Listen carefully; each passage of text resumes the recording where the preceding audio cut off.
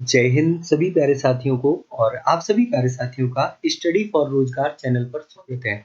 ये चैनल आपका किस लिए बनाया गया है, हम सारी चीज़ें आज इस सेशन में ही चर्चा करेंगे और यह चैनल आप सभी के लिए, आप जो वनडे एग्ज़ाम की तैयारी कर रहे हैं या फिर जैसे सीजीएल है आपका, सीएचएसएल है, एमटीएस है या फिर वनडे एग्ज़ाम कोई भी आप एग्ज़ाम टैकल कर रहे हैं, तो आप सभी प्यारे साथी इस चैनल को सब्सक्राइब ज़रूर करें। और इस चैनल का मुख्य उद्देश्य क्या है, यहाँ पर क्या-क्या चीज़ें आपको प्रोवाइड करी जाएँगी, उनके बारे में भी हम चर्चा करेंगे। तो जैसे कि मैं आपको यहाँ पर बता दूँ कि यहाँ पर सारा का सारा आपको रेलेवेंट कंटेंट दिया जाएगा और कंप्लीट सिलेबस, यानी कि हमने एक बार अगर ठान लिया है कि पॉलिटी को हम लोग खत्म करेंगे, तो पॉलिटी जैसे कि पहला सेशन जो आपका है ये भारत का संवैधानिक विकास, है ना?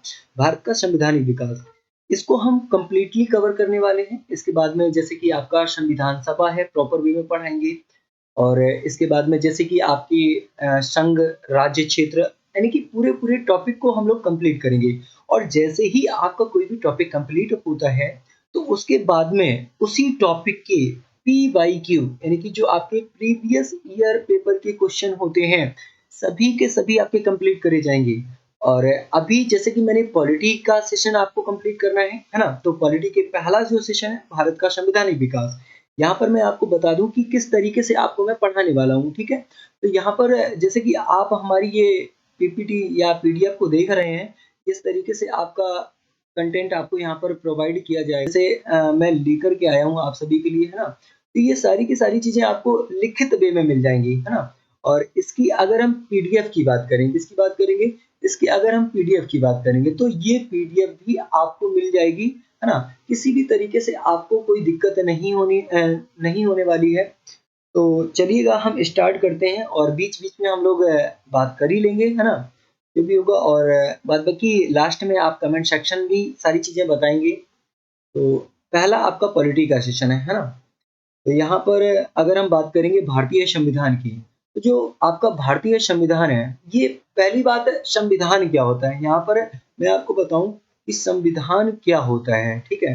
संविधान क्या होता है? इस संविधान के बारे में अगर हम बात करें, कॉन्स्टिट्यूशन के बारे में बात करें, तो यहाँ पर सबसे पहली यही चीज़ है कि संविधान क्या होता है?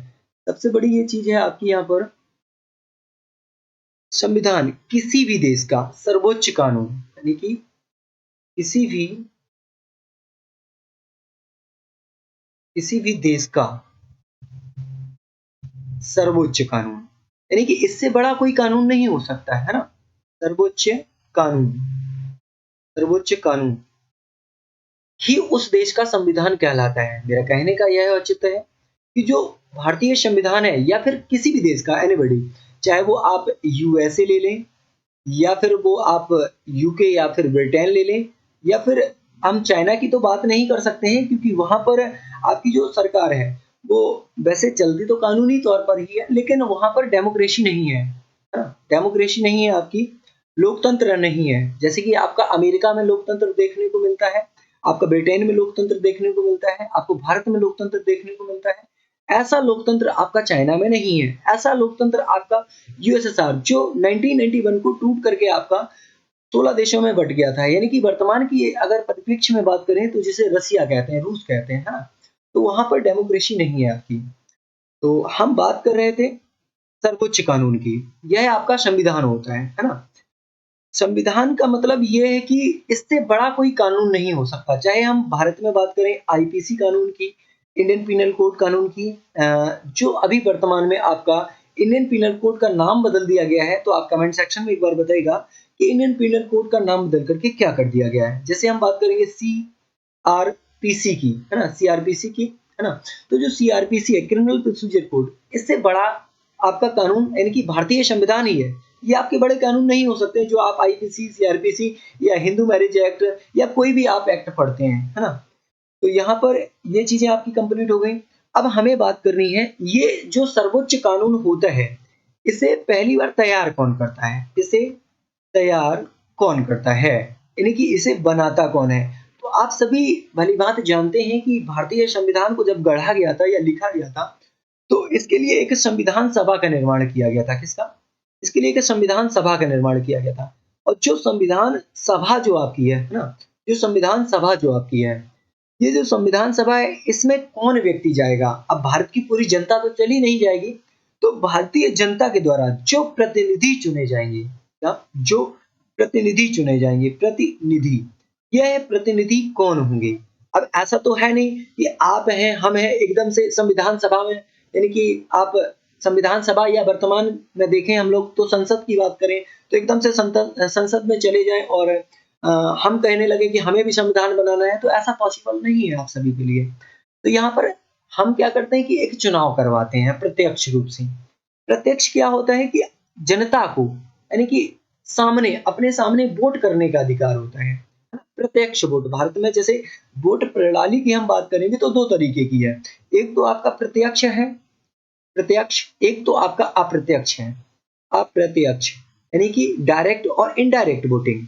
डायरेक्ट वोटिंग वो होती है जैसे आप विधायक चुनते हैं, आप सांसद चुनते हैं, एमएलए और एमपीज, है ना? अप्रत्यक्ष वोटिंग का मतलब है जैसे आप राष्ट्रपति को चुनते हैं, उपराष्ट्रपति को चुनते हैं, ये अप्रत्यक्ष है, इनडायरेक्ट।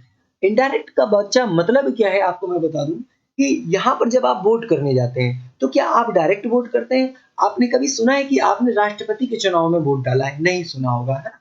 आप नहीं डालते हैं। भाई क्या होता है कि आप जिसे जिताते हैं वो कोई एमपी होता है, एमएलए होता है ना? ये व्यक्ति आपके डायरेक्ट किसे चुनते हैं? तो ये राष्ट्रपति को चुनते हैं। तो आपके परिप्रेक्ष्य में ये कैसा हो गया? अप्रत्यक्ष हो गया, ठीक है? तो आप वोटिंग प्रणाली को भी यहाँ पर समझ चुके होंगे, है ना? जैसे राष्ट्रपति की वोटिंग प्रणाली की अगर हम बात करें तो अनुपातिक प्रतिनिधित्व की एकल समक्रमणीय पद्धति आपकी ये होती है, आपके लिए इनडायरेक्ट हो गई।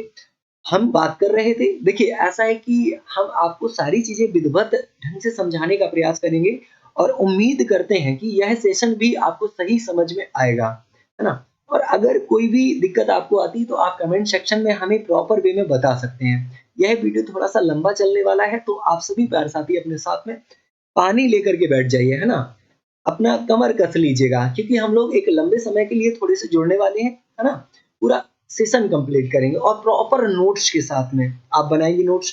और अगर फिर भी अगर कोई दिक्कत आती है तो पीडीएफ फॉर्मेट इसका आपको प्रोवाइड कर दिया जाएगा, चलेगा। तो हम बात कर रहे थे यहाँ पर प्रतिनिधि की। जो प्रतिनिधि होता है, प्रतिनिधि, है ना? और ये किसका प्रतिनिधि होता है? ये जनता का होता है। तो यहाँ पर आप एक बात और मेंशन करेंगे, जनप्रतिनिधि, यानी कि जनता के द्वारा, किसके द्वारा? जनता के द्वारा, ठीक है? जनता के द्वारा चुना गया प्रतिनिधि, ठीक है? तो यहाँ पर हम इसको लिख ही लेते हैं, है ना? यहाँ पर हम इसको लिख लेते हैं कि आपका ये क्या है ना? चलिएगा, जनता के द्वारा, ठीक है? जनता के द्वारा, के द्वारा, जनता के द्वारा चुना गया प्रतिनिधि, चुना गया प्रतिनिधि ही जनप्रतिनिधि होता है। और यही जाकर के आपके भारतीय संविधान का क्या करता है? निर्माण करता है। तो जनप्रतिनिधि के द्वारा जो आपका संविधान बनाया जाता है वही जनता के लिए लागू किया जाता है, ठीक है?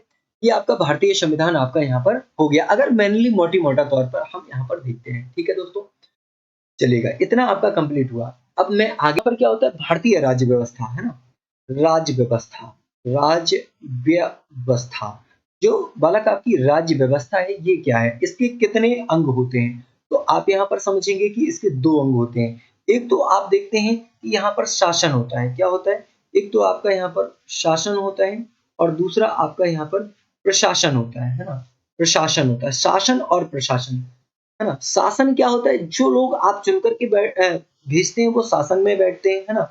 और प्रशासन जो आपके लिए कार्य करते हैं वो प्रशासन के अंतर्गत आपके आते हैं, ठीक है? इतनी चीजें आपको यहाँ पर कंप्लीट रखनी है, ठीक है दोस्तों? चलेगा, हम अब प्रॉपर वे में अब बात कर लेते हैं भारतीय संविधान की, ठीक है? तो चलिएगा आगे बढ़ते हैं यहाँ। चलिए दोस्तों, भारतीय संविधान, इंडियन कॉन्स्टिट्यूशन, तो यहाँ पर मैं जो चीजें लिख करके लाया हूँ वो आपको यहाँ पर बताने का प्रयास करूंगा।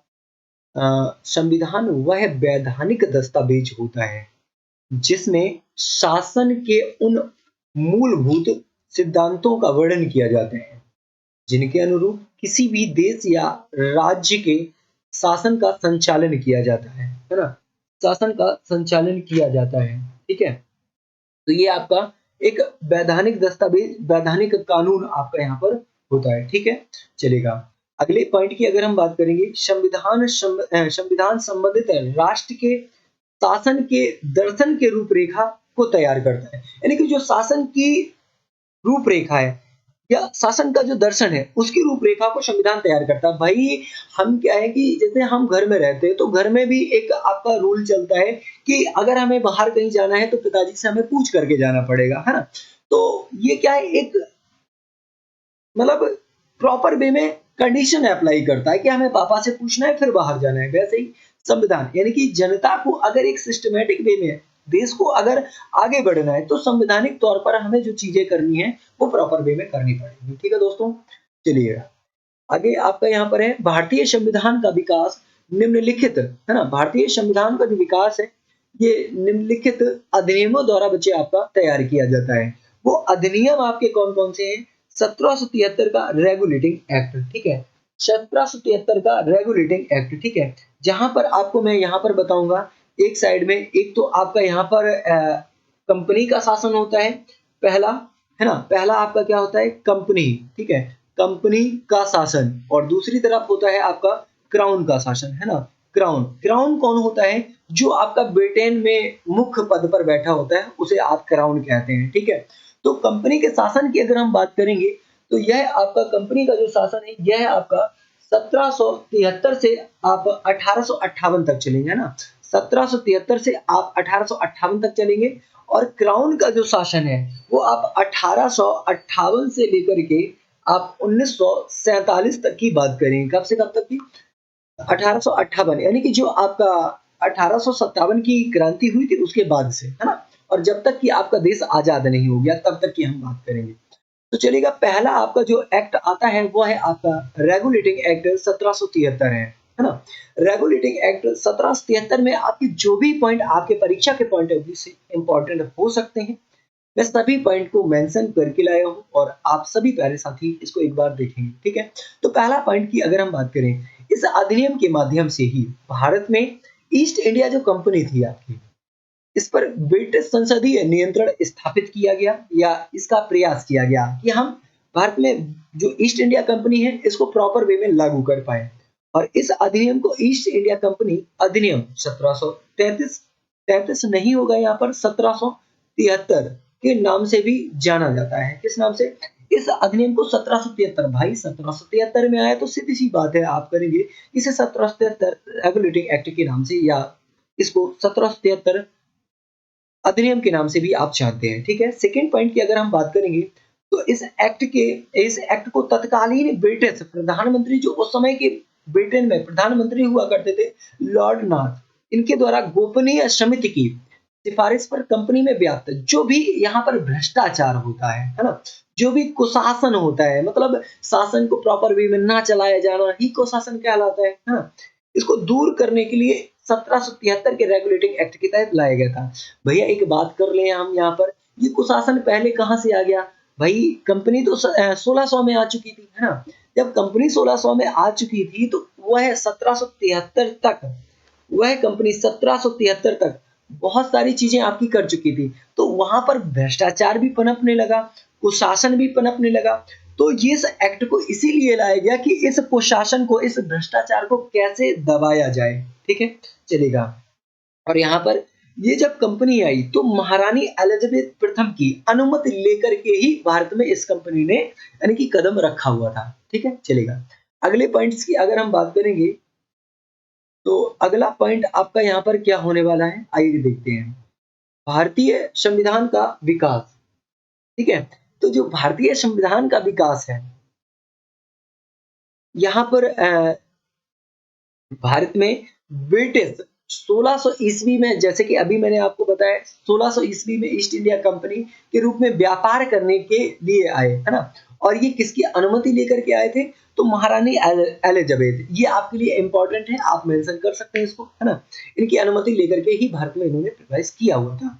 अब उस समय मैं बात करूं कि जब इन्होंने प्रवेश किया तो ऐसे ही भारत में तो घुसने थोड़ी ना दिया गया था, है ना। ऐसे ही इनको भारत में शासन करने का अधिकार नहीं मिल गया था। तो कैसे मिल गया था गुरुजी? यहाँ पर हम बात करेंगे अंग्रेजों ने सबसे पहली बार प्लासी का युद्ध जीता, यानी कि जो 1757 का जो आपका युद्ध होता है प्लासी का युद्ध, इसको जीतते हैं। और इसके बाद में यानी कि 1757 के बाद में 1764 में आपका एक युद्ध होता है जो आपका बक्सर का युद्ध होता है ना? बक्सर का युद्ध जीतते हैं ये। इसके बाद में है ना, है ना? बक्सर का युद्ध। और ये सारी चीजें जब हम लोग हिस्ट्री का आपका सेशन लाएंगे, है ना, हिस्ट्री का सेशन लाएंगे, तो उस सेशन में इन सब चीजों को हम लोग बेहतरीन ढंग से कवर करने वाले हैं, ठीक है, चलेगा।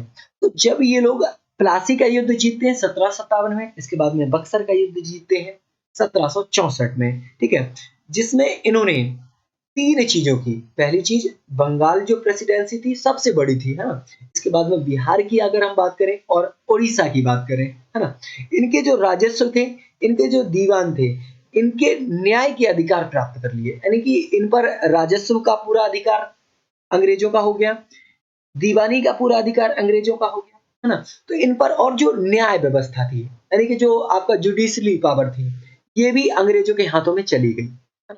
दोनों युद्ध जीतने के बाद में, जब दोनों युद्ध जीतने के बाद में उनके हाथों में यह व्यवस्था चली गई, तो फिर क्या होता है यहाँ पर कि बंगाल के जो आपके गवर्नर थे, ठीक है ना, बंगाल के जो आपके यहाँ पर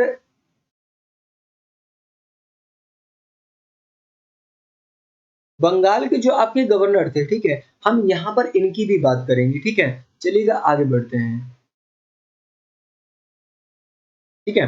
तो यहाँ पर अगला पॉइंट आपका मेंशन किया गया है कि बंगाल के गवर्नर को, बंगाल का गवर्नर जनरल, है ना, तो यह हम सारी की सारी बात पता है किससे कर रहे हैं, 1773 के रेगुलेटिंग एक्ट के तहत, ठीक है। तो बंगाल के गवर्नर को गवर्नर जनरल कहा जाने लगा, ठीक है, तथा उसकी ही सहायता के लिए एक 4 सदस्यीय, यानी कि भाई कोई एक बंदा है वो अकेले तो काम कर नहीं पाएगा इतने बड़े देश का, यानी कि इतने बड़े एक प्रदेश का। तो यहाँ पर क्या किया गया, उसकी सहायता के लिए, उसकी हेल्प करने के लिए 4 सदस्यीय कार्यकारी परिषद का भी यहाँ पर इन्होंने गठन कर लिया, कि उनके सपोर्ट में या उनको सजेशन देने के लिए 4 सदस्यीय आपकी यहाँ पर परिषद का गठन कर लिया, ओके। अर्थात बंगाल के अंतिम गवर्नर आपका यहाँ पर कौन बनाया गया, तो या फिर यहाँ पर बात करेंगे प्रथम गवर्नर जनरल की, तो लॉर्ड वॉरेन हेस्टिंग को यहाँ पर आपका नॉमिनेट किया गया और इसके बाद में इसको बना भी दिया गया। इसके द्वारा बंबई और मद्रास के गवर्नरी जो थी वह आपकी बंगाल के गवर्नर जनरल के अधीन, यानी कि जो आपका लॉर्ड वॉरेन हेस्टिंग था, इसको पूरा पूरा कारभार सौंप दिया गया बंबई का और मद्रास का, ठीक है, चलेगा। और यहीं पर अगर हम 1773 रेगुलेटिंग एक्ट की बात करेंगे, तो जो आपका फोर्ट विलियम था, है ना, कलकत्ता में, यहाँ पर आप बात करेंगे 1774 की, किसकी बात करेंगे, 1774 की। तो 1774 में भारत में एक न्याय व्यवस्था का आपका इंतजाम किया जाता है कि भैया इतने सारे केस हो रहे हैं तो इनको कैसे निपटाया जाए, है ना। तो इसको निपटाने के लिए सर्वोच्च न्यायालय, जिसे आप वर्तमान में देखते हैं सुप्रीम कोर्ट, इसे ही पहले फेडरल कोर्ट के नाम से जाना जाता था। भाई सुप्रीम कोर्ट का क्या मामला है कि इसके खिलाफ में आप कहीं भी भारत में, ये सबसे बड़ा कानून है, सबसे बड़ा आपका कोर्ट है, तो इसके खिलाफ में आप कहीं भी नहीं जा सकते हैं। इसने जो निर्णय दे दिया वो आपका सर्वोपरि होगा, है ना। लेकिन जो फेडरल कोर्ट था, जो 1937 में फेडरल कोर्ट आया था, उसके खिलाफ में आप ब्रिटेन में जा सकते थे। अगर भारत में जो फेडरल कोर्ट था उसने कोई निर्णय दिया, अगर आपको रास नहीं आ रहा है, तो उसी निर्णय को लेकर के आप कहाँ जा सकते थे, ब्रिटेन में जा सकते थे। तो यहाँ पर सर्वोच्च न्यायालय की स्थापना करी गई, जिसमें एक मुख्य न्यायाधीश आपका बनाया गया और इसी में 3 अन्य न्यायाधीश भी थे जो आपको यहाँ पर मेंशन किए गए। मुख्य न्यायाधीश कौन था, तो सर एलिजा एम्पे को बनाया गया, और अन्य न्यायाधीश आपके 3 थे। 3 कौन-कौन से थे, आपके परीक्षा के पॉइंट ऑफ व्यू से थोड़े से इंपॉर्टेंट हो जाते हैं, है ना, परीक्षा के लिहाज से इंपॉर्टेंट है आपके। लॉर्ड जॉन हाइड आपके हैं, फिर दूसरे हैं आपके रॉबर्ट चैम्बर्स, फिर तीसरे हैं आपके यहाँ पर लॉर्ड निमेस्टर। कौन है, लॉर्ड निमेस्टर, ठीक है। तो ये चारों चीजें आपको बच्चा याद रख लेनी है। जो काम हो रहा है वो 1773 की रेगुलेटिंग एक्ट के तहत ही आपका कार्य किया जा रहा है, ठीक है, चलेगा। हम आगे बढ़ेंगे थोड़ा सा ना, तो आगे 1773 रेगुलेटिंग एक्ट के तहत आपका और आगे क्या किया जाता है ना, चलिएगा देखते हैं 1773 रेगुलेटिंग एक्ट के तहत और आगे आपका क्या किया जाता है। ठीक है, चलिएगा।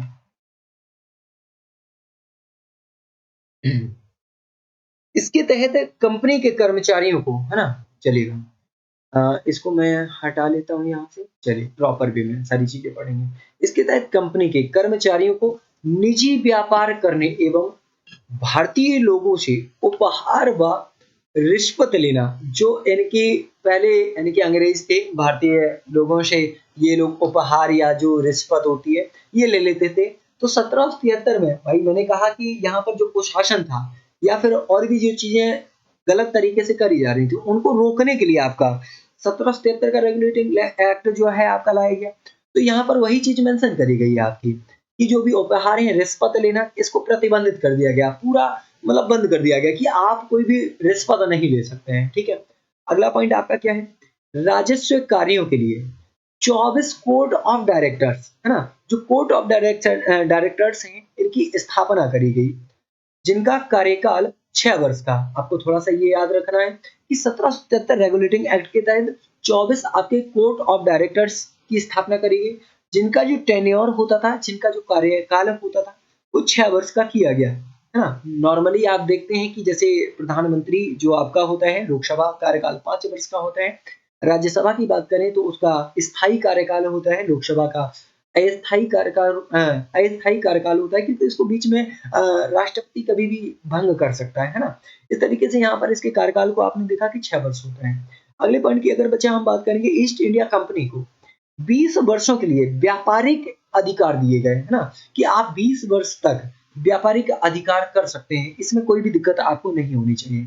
इसके बाद में 1781 का जो संशोधन अधिनियम, भैया बात करते हैं कि 1773 रेगुलेटिंग एक्ट के तहत, किसके तहत, 1773 का जो रेगुलेटिंग एक्ट आया, इसमें जरूरी तो नहीं कि एकदम से सारी चीजें बढ़िया से कर ली गई हो। तो यहाँ पर इसमें जो खामियां रही उस खामियों को दूर करने के लिए आपका 1781 का संशोधन अधिनियम आपका लाया गया, जिसमें से जो बातें आपकी मेंशन करी गई हैं वो आप यहाँ पर पढ़ने का प्रयास करेंगे। ठीक है, जैसे 1773 की कमियां यहाँ पर प्रॉपर वे में आपका लिख करके दिया गया है, और इसे ही क्या कहा गया, अमेंडिंग एक्ट या बंदोबस्त कानून कहा गया। अमेंडिंग का मतलब वही चीजें प्रॉपर वे में परिवर्तित की गई हैं, उन्हीं के लिए आपका ये लाया गया। ठीक है, चलिएगा आगे आपको अगर मैं लेकर के चलूं थोड़ा सा, तो आगे आपका यहाँ पर जैसे कि आप देखेंगे यहाँ पर, है ना, अ, चलिएगा, अ, पहला पॉइंट आप यहाँ पर देख रहे हैं कि इस कानून के द्वारा कलकत्ता के सभी निवासियों को उच्च न्यायालय के अधीन कर दिया गया। भाई उच्चतम जो, सॉरी उच्च नहीं, उच्चतम न्यायालय यानी कि जो आपका सुप्रीम कोर्ट 1773 में बना दिया गया, उसी के तहत बच्चे आपका कलकत्ता के जो सभी निवासी प्रॉपर वे में वहां के जो निवासी थे उनको 1700 उन्हीं को जो उच्चतम न्यायालय इसके अधीन कर दिया गया। और इसी अधिनियम के तहत गवर्नर जनरल तथा उसकी जो काउंसिल है इसको न्यायालय के क्षेत्राधिकार से मुक्त कर दिया गया। मतलब कहने का मेरा यह औचित्य है कि जो आपकी वो काउंसिल बनाई गई थी 4 सदस्यों की, उन सभी काउंसिल के मेंबर्स को इस न्याय क्षेत्र से मुक्त कर दिया गया। मतलब वो कोई भी गलत कार्य करें उनके ऊपर यह न्याय क्षेत्र कार्य नहीं कर सकता है। और जो कलकत्ता की जो जनता है अगर ये कोई कार्य कर दे, गलत कार्य कर दे, तो उसको उठा करके कोर्ट ले आएंगे ये लोग, है ना। तो कितना गलत व्यवहार किया जा रहा है भारतीयों के साथ में। ठीक है, चलेगा आगे है, इसी अधिनियम के तहत आपका, है ना, इसी अधिनियम के तहत एडमंड, यहाँ पर ये गलत पॉइंट मेंशन किया गया है ना, इसी की सिफारिशों पर बच्चे से लाया गया है। ठीक है, एडमंड वर्क, ठीक है, यहाँ पर ये बर्फ नहीं है बच्चा, ये वर्क करेंगे आप। ठीक है, सिफारिशों पर इसे लाया गया है, इसे एडमंड वर्क अधिनियम भी कहा जाता है एक भाषा में, है ना।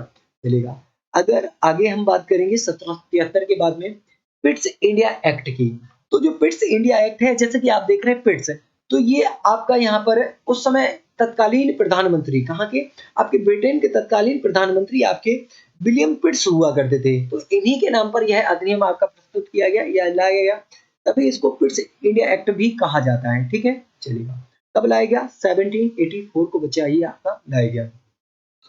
आगे की हम बात करेंगे, इस कानून के माध्यम से कंपनी के व्यापारिक एवं राजनीतिक शक्तियों एवं कार्यों को अलग कर दिया गया। मतलब क्या है कि जो 1784 का अधिनियम है, इसके तहत जो व्यापारिक मामले हैं उनको, जो राजनीतिक मामले हैं उनको, या उनकी जो पावर्स हैं उनको अलग-अलग कर दिया गया। मतलब व्यापारिक मामले अलग जाएँगे और राजनीतिक मामले अलग जाएँगे, है ना? बोर्ड ऑफ डायरेक्टर और बोर्ड ऑफ कंट्रोलर दोनों को क्या कर दिया गया? अलग-अलग कर दिया गया, ठीक है?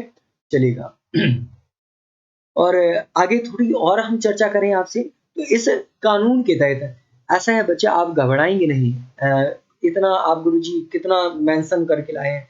अभी जैसे आपने यूपी ट्रिपल एससी पैट जो उत्तर प्रदेश सरकार करवाती है परीक्षा, आपने देखा बहुत ही ज़्यादा मतलब आपका सिलेबस कर दिया गया। गांधी जी की लंगोट पूछ ली गई 1921 में पहनी, है ना? तो आपको उन्हीं दृष्टिकोण से आपको सारी चीज़ें करनी है ना? तो हम थोड़ा-सा आपको हर एक चीज़ को बच्चे उठा करके ले आए हैं, है ना? फिर भी अगर आपको कोई भी दिक्कत आ रही है, तो पीडीएफ फॉर्मेट आप इसका पढ़ सकते हैं, कोई भी दिक्कत नहीं होने देंगे, है ना? इस चैनल का ही यह उद्देश्य है आपका सिलेक्शन, इसलिए आपको यह चैनल सब्सक्राइब कर लेना है ना? इसीलिए आपको और प्रॉपर वे में कोई भी, जैसे अभी आपका एसएससी जीडी है, एसएससी जीडी है ना? जो एसएससी आपका जीडी है, इसके बारे में प्रॉपर आपको एक वीडियो मिल जाएगा कि कैसे आपको प्रॉपर तैयारी करनी है, अपनी रूपरेखा क्या रखनी है, कितने घंटे किस सब्जेक्ट को देना है ना?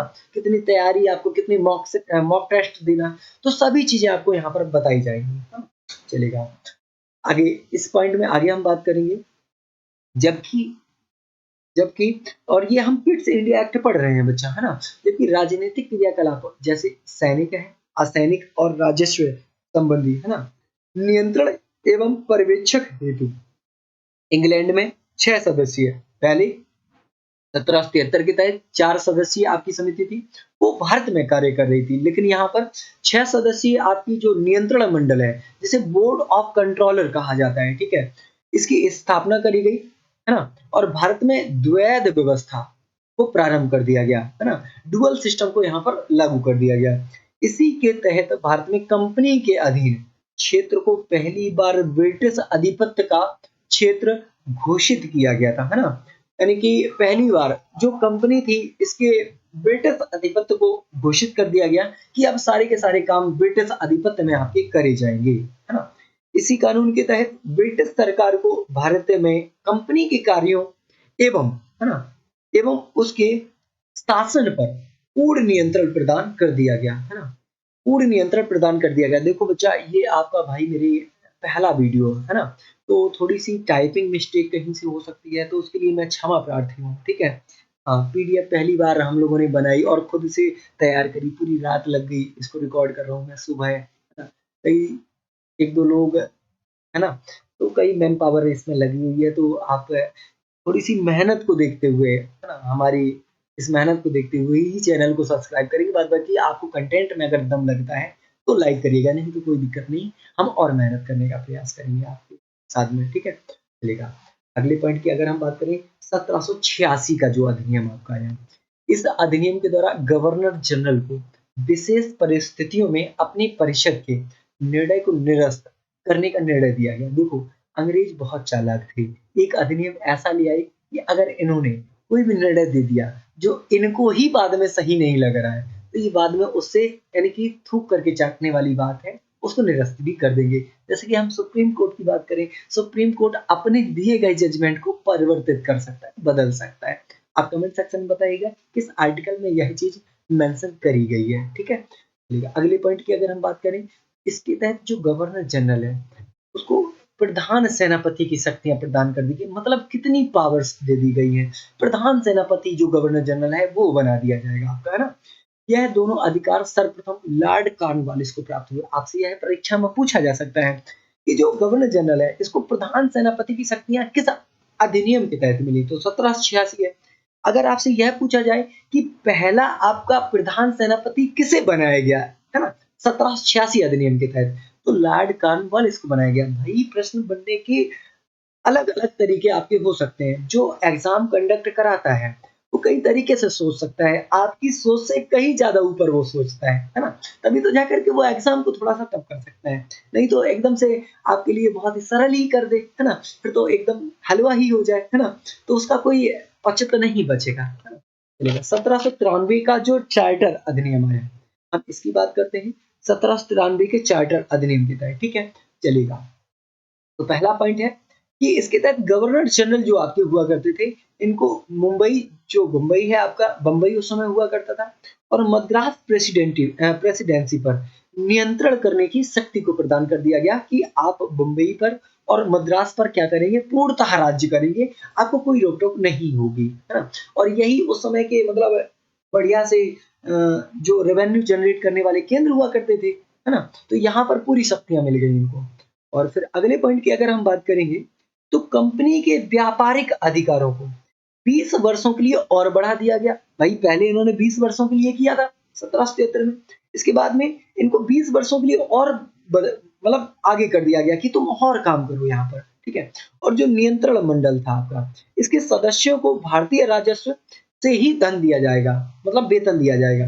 जैसे अब अभी हम बात करें, जो सुप्रीम कोर्ट होता है ना, इसके जो न्यायाधीश होते हैं, ये वेतन कहाँ से पाते हैं, तो केंद्र की संचित निधि से वेतन पाते हैं, है ना। जब यही आपके हाई कोर्ट के होते हैं, तो वो राज्य की संचित निधि से वेतन पाते हैं, लेकिन जब ये रिटायर हो जाते हैं, तो केंद्र की संचित निधि इनको वेतन देना स्टार्ट कर देती है। क्या?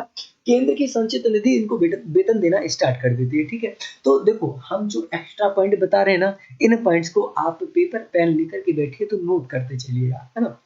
चलेगा, आगे क्या है, यहाँ पर ये संचित निधि वाला बचा पॉइंट आपका क्लियर हुआ। अगले पॉइंट की अगर हम बात करेंगे यहाँ पर, तो यहाँ पर है आपका 21 अप्रैल, है ना, 21 अप्रैल 1793 में आईसीएस जो इंडियन सिविल सर्विसेज है, इसकी यहाँ पर ये क्या कर देते हैं, स्थापना कर देते हैं कि भाई अगर हमें बड़े अधिकारी लाना है, तो बड़े अधिकारी भाई पढ़े लिखे होने चाहिए, तभी तो एक अच्छा शासन कर पाएंगे। तो इनके लिए एक परीक्षा का मतलब गठन किया जाएगा कि एक परीक्षा करवाई जाएगी, जो परीक्षा आपकी आईसीएस करवाएगी, यानी कि इंडियन सिविल सर्विस करवाएगी, ठीक है। और इंडियन सिविल सर्विस में अगर हम बात करेंगे, तो यहाँ पर पहला, है ना, पहला जो आपका अधिकारी था, वो आपका, जैसे आईसीएस की हम बात करें, तो लिखित परीक्षा भारत में प्रारंभ कर दी गई। यहीं पर आपकी भारत में से कब प्रारंभ किया गया, तो 1923 में किया गया। भाई भारतीयों के लिए बहुत बाद में लाई गई, पहले अंग्रेजों के लिए 1793 में लाई गई, ठीक है। और 1853 की अगर हम बच्चा बात करें, कब की, 1853 की अगर हम बात करें, तो 1853 आप तुरंत मतलब चिल्लाने लगते हैं कि हमारी रेल चलाई गई, बात सही है बिल्कुल, 16 अप्रैल 1853 को, ठीक है। लेकिन यहाँ पर 1853 में एक कार्य और किया गया, कार्य क्या किया गया कि लिखित परीक्षा प्रारंभ हुई। ये आपकी लॉर्ड डलहौजी के समय, भाई लॉर्ड डलहौजी ने आपकी ट्रेन चालू करी, तो उसी समय लॉर्ड डलहौजी का शासन रहा होगा, आपको पता है। तो यहीं पर जो आपका परीक्षा है ये, इसके समय में लंदन में इसको स्टार्ट किया गया। भाई भारतीयों को पहली बात मतलब परीक्षा में मौका ही नहीं दिया गया, और मौका नहीं दिया गया, और भारत में करवाई भी नहीं गई। ये कहाँ करवाई गई, यह लंदन में आपकी स्टार्ट करी गई। आगे की अगर हम बात करें, तो पहला जो आईसीएस अधिकारी था, आईसीएस आपका आईसीएस को क्वालिफाई करने वाला पहला भारतीय था, वो आपका सुरेंद्र नाथ बनर्जी था। कौन था, सुरेंद्र नाथ बनर्जी। सुरेंद्र, बच्चा यहाँ पर जगह नहीं है, तो थोड़ा सा मैं यहाँ पर ऐसे लिख पाऊंगा, सुरेंद्र नाथ बनर्जी, ठीक है, आप समझ पाएंगे इस चीज को। सुरेंद्र नाथ बनर्जी पहले आपके आईसीएस अधिकारी, मतलब इन्होंने क्रैक करा। और पहले आईसीएस अधिकारी कौन बनाए गए, ठीक है, तो सत्येंद्र नाथ टैगोर को किसे बनाया गया, सत्येंद्र नाथ टैगोर, ठीक है, नाथ टैगोर को बनाया गया, ठीक है ना।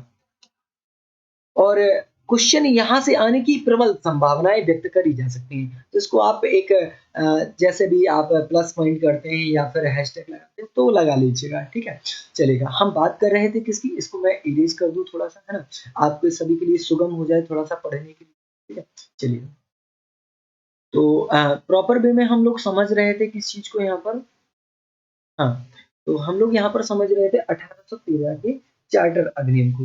तो यह जो अधिनियम है, यह कानून भारत में कंपनी के व्यापारिक एकाधिकार को समाप्त कर दिया गया। जो कंपनी का व्यापारिक एकाधिकार चल रहा था, उसको समाप्त कर दिया गया, और यहाँ पर भारतीय व्यापार सभी ब्रिटिशों के लिए खोल दिया गया। मतलब यह है कि ब्रिटिश मतलब ब्रिटिश यहाँ पर अपना व्यापार कर पाएंगे पूर्णतः, है ना। यह इसलिए लाया गया था, देखो कैसे मैनिपुलेशन करते हैं ये लोग भारत में आकर के, है ना।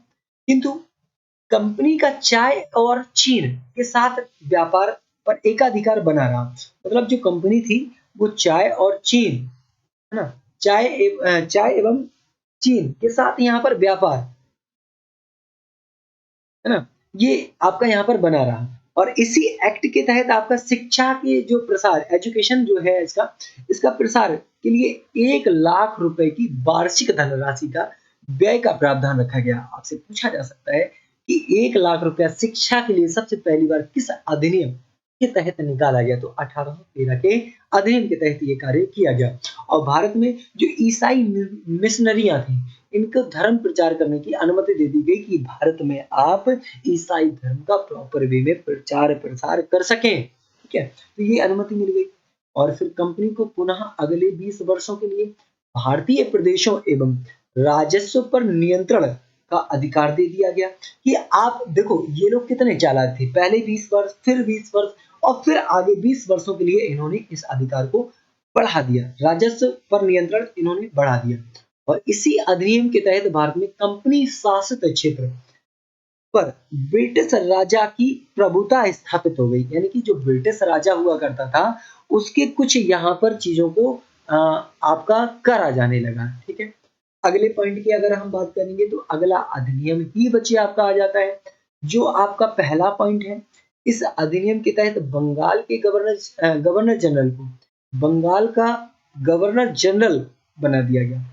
भाई यहाँ पर क्या है ये चीज, ये है भारत का जो गवर्नर जनरल, मई मतलब बंगाल का जो गवर्नर जनरल था इसे भारत का गवर्नर जनरल कहा जाने लगा। पूरी चीज यहाँ पर मेंशन करी गई है आपके लिए। ठीक है, आप इसे देख सकते हैं। अर्थात लॉर्ड विलियम बेंटिंग भारत के प्रथम गवर्नर जनरल आपके बनाए गए। ये कई सारी परीक्षाओं में पॉइंट भी आपका पूछा जाता है, जिसमें सभी नागरिक एवं सैन्य शक्तियां निहित थी। मतलब इसमें सारी शक्तियां इसको दे दी गई। और बंबई और मद्रास के गवर्नरों को विधायिका संबंधी शक्तियों से वंचित कर दिया गया। मतलब जो बंबई और मद्रास की जो गवर्नर थे उनसे यह शक्तियां छीन ली गई या उनसे यह शक्तियों से उन्हें हटा दिया गया, वंचित कर दिया गया। ठीक है, इसके अंतर्गत पहले बनाए गए कानूनों को नियामक कानून, जो आपके नियामक कानून थे, इनको यहाँ पर क्या कहा गया? तो नए कानून अधिनियम एक्ट कहा गया। मतलब जो नए कानून बनाए गए उनको नया कानून कहा गया, जिसे रेगुलेटरी लॉ भी कहा जाता है। ठीक है, 1833 के एक्ट के तहत सिविल सेवा परीक्षा की खुली प्रतियोगिता कराने का प्रयास किया गया। ठीक है, यानी कि इसको खुले में मतलब खूब बढ़िया तरीके से फिर कराया जाने लगा। भाई भारी मात्रा में अधिकारियों की जरूरत थी तो फिर इसको खोल दिया गया, है ना? फिर आगे की अगर हम बात करेंगे तो आगे भारत में दास प्रथा, जो भारत में दास प्रथा कानून है, ये भी आपका 1833 अधिनियम के तहत ही आपका ये चालू करी गई। ठीक है, यहाँ पर आगे बात करेंगे। 1843 ईस्वी में दास प्रथा को समाप्त कर दिया गया। ठीक है, मतलब यह 1833 अधिनियम के तहत लाई गई, लेकिन अगर हम डेट की बात करेंगे तो 1843 है। दास प्रथा को गैर कानूनी घोषित किया गया था। कैसा गैर कानूनी, या फिर मतलब गैर कानूनी इस तरीके से कह सकते हैं कि ये करना उचित नहीं है। और फिर इसको पूर्णतः समाप्त करने की जब बारी आती तो वो 1843 आपका हो जाता है। ठीक है, आप कमेंट सेक्शन में बताइएगा कि दास प्रथा जब समाप्त करी गई तो इसमें किस किसका योगदान था, है ना? चलिएगा, अगला पॉइंट है अंग्रेजों को आधिकारिक भाषा के रूप में घोषित कर दिया गया। अंग्रेजी जो भाषा थी इसको आधिकारिक तौर पर घोषित कर दिया गया कि इसकी ये अब ऑफिशियल लैंग्वेज आपकी अंग्रेजी ही हो जाएगी। ठीक है, और कानूनी परामर्श हेतु गवर्नर जनरल की परिषद में प्रथम विधि सदस्य के रूप में लॉर्ड मैकाले को शामिल किया गया। उसे केवल परिषद की बैठक में भाग लेने का अधिकार था, मतदान नहीं कर सकता था। वो क्या कर सकता था? उसको पार्टिसिपेट कर सकता था, उसको ज्वाइन कर सकता था, लेकिन वहां पर जो वोट किए जा सकते थे, वोट किए जाते थे, उनमें उसको पार्टिसिपेट करने का अधिकार नहीं दिया गया।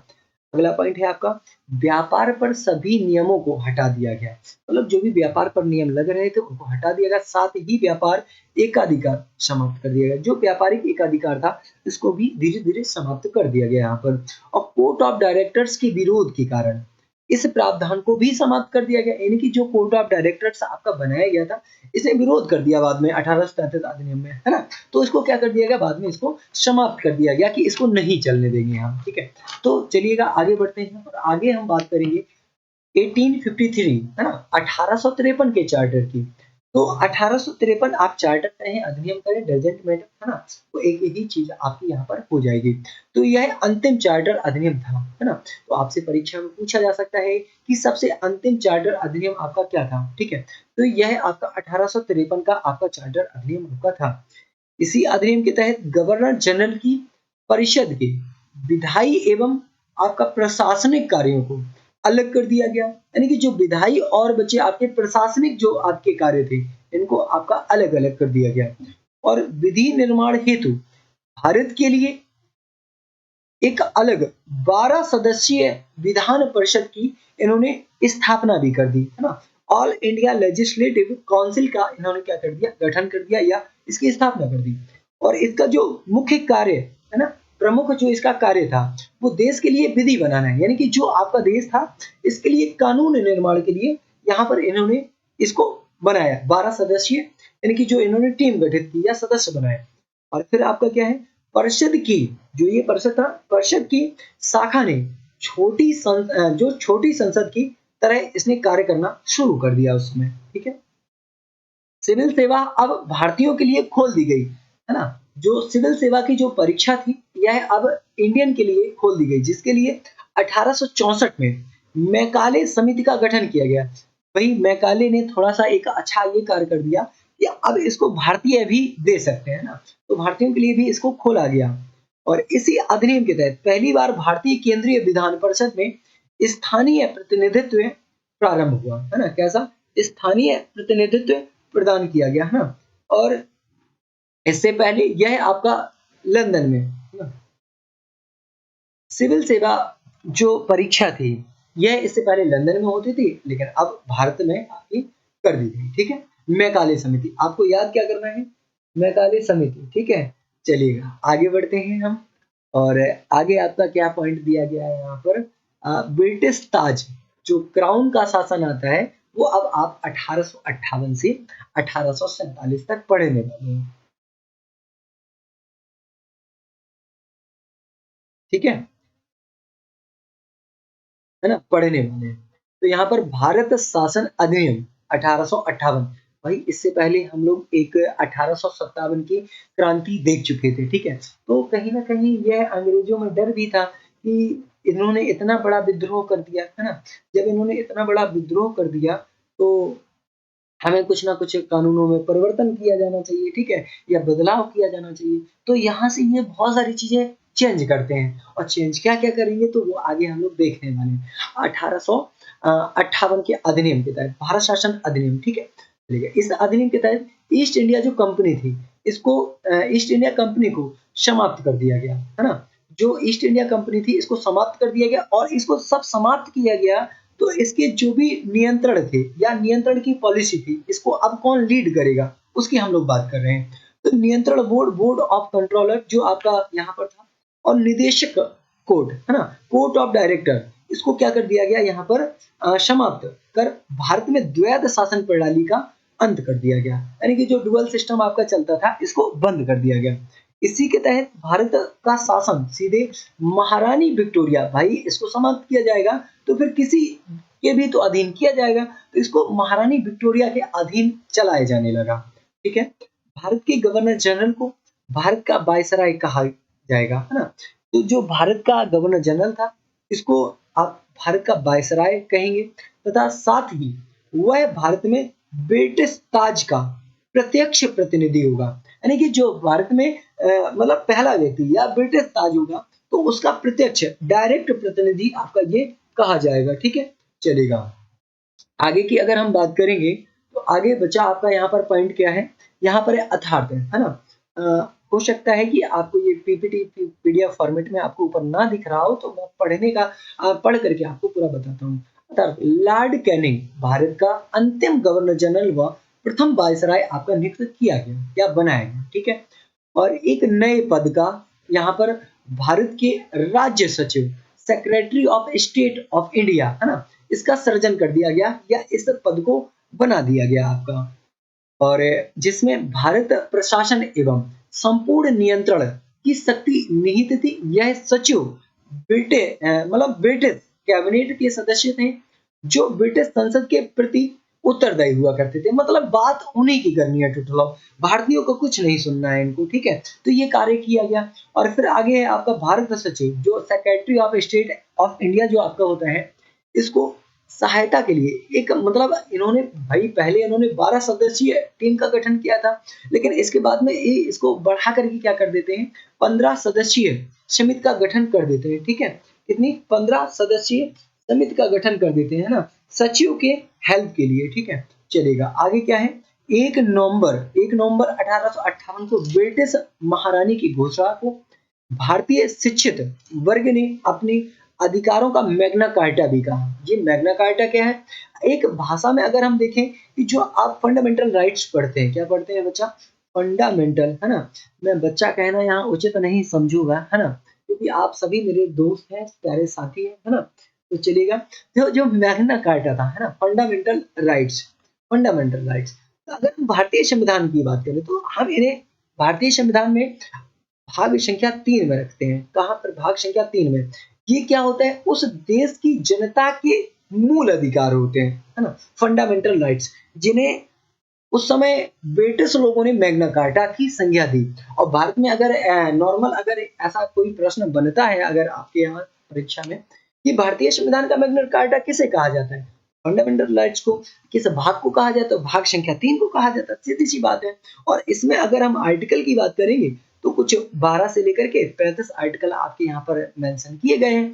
तो जब हम पॉलिटी को आगे बढ़ाएंगे तो हर एक चीज को बेहतरीन ढंग से समझने का भी प्रॉपर वे में प्रयास करेंगे आपके साथ में, ठीक है। अब हम बात करेंगे 1861 के अधिनियम की, है ना। तो जो 1861 का अधिनियम है, इसमें भारतीय दंड संहिता, जिसका नाम अभी आपको मैंने आपसे पूछा था कि इसका नाम क्या बदला गया, है ना। तो आईपीसी का जो आपका यहाँ पर इंडियन पिनल कोड है, इसको बना दिया गया। आपने देखा होगा जैसे आप यूपीएसआई की जब तैयारी करते हैं तो आपको आईपीसी पढ़ने को मिल जाता है ना, यानी कि इंडियन पिनल कोड, और यहीं पर आप सीआरपीसी पढ़ते हैं ना। तो जो आईपीसी पढ़ते हैं इनमें धाराओं का प्रोविजन किया गया है ना। जैसे धारा संख्या 152, है ना, तो रिपोर्ट से संबंधित है कि आपको कैसे थाने में जाकर के रिपोर्ट करानी है ना। कल मैं इसी चक्कर में फंसा रहा पूरे दिन, ठीक है।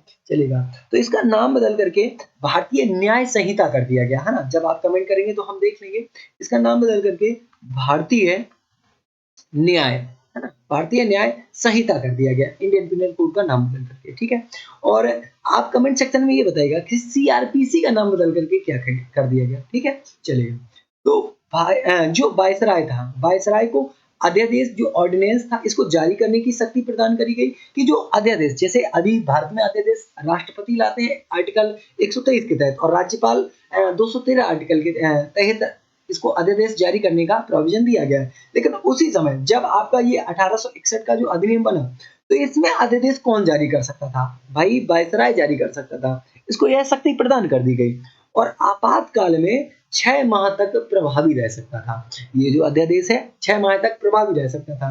अब इंडिया में क्या है कि अब जो अध्यादेश लाया जाता है तो वो मैक्सिमम 42 दिन का आपका अध्यादेश होता है। फिर इसके बाद में इसको आपका पास कराना उचित हो जाता है, नहीं तो यह स्वयं ही आपका नष्ट हो जाता है। आपको ये चीजें पता होंगी, है ना। चलो आगे बढ़ते हैं। इसी अधिनियम के द्वारा गवर्नर जनरल यानी कि जो वायसराय है ना, इसकी परिषद में भारतीय प्रतिनिधियों को शामिल कर उन्हें विधायी कार्यों में सहयोग करने के लिए अधिकार प्रदान किए गए। और 1862 में लॉर्ड जो कैनिंग था, इसको तीन यहाँ पर केंद्रीय विधान परिषद में 3 भारतीयों को नियुक्त किया गया, है ना। तो यहाँ पर क्या है ना,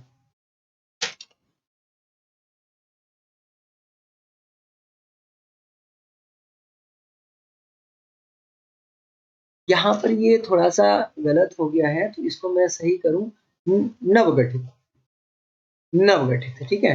ये आपका क्या हो जाएगा, नवगठित, है ना। नवगठित केंद्रीय विधान परिषद में 3 भारतीयों को क्या किया गया, नियुक्त किया गया। सबसे पहली बार यहाँ पर 1862 में भारतीयों को मौका दिया जा रहा है कि आओ, अब आप भी यहाँ पर पार्टिसिपेट करते हैं। तो वो कौन कौन है यहाँ पर आपके यहाँ पर है? पहला है आपका पटियाला के महाराजा नरेंद्र सिंह को शामिल किया गया, बनारस के राजा देव नारायण, है ना, जो देव नारायण थे इनको शामिल किया गया, और तीसरा व्यक्ति दिनकर राव थे। कौन? सर दिनकर राव, है ना। ये उस समय के बहुत ही मतलब वेत्ता हुआ करते थे, बहुत ही जानकार हुआ करते थे। ठीक है, चलो बंगाल 1867, उत्तर पश्चिम प्रांत जो है आपका वो 1866, और पंजाब विधान, है ना, 1857 सॉरी, परिषदों का यहाँ पर क्या किया गया, बाद में गठन भी कर दिया गया। और लॉर्ड कैनिंग ने विभागीय प्रणाली, जो आपका पोर्टफोलियो सिस्टम था, इसको भी शुरू किया गया। तो जो पोर्टफोलियो सिस्टम था, यह आपका किस अधिनियम के तहत शुरू किया गया? तो यहाँ पर आप पढ़ेंगे 1862 के तहत। ठीक है, यानी कि 1862 में, या ये आपका 1861 जो आप अधिनियम था उसके तहत इसको लागू किया गया था। ठीक है, चलेगा। आगे की अगर हम बात करें, इस अधिनियम के तहत 1862 में 3 उच्च न्यायालय, यानी कि पहले सुप्रीम कोर्ट बन चुका था इनका, और फिर उच्च न्यायालय जिसे आप हाई कोर्ट कहते हैं, है ना। अब बताइएगा भारत में वर्तमान में कितने हाई कोर्ट हैं?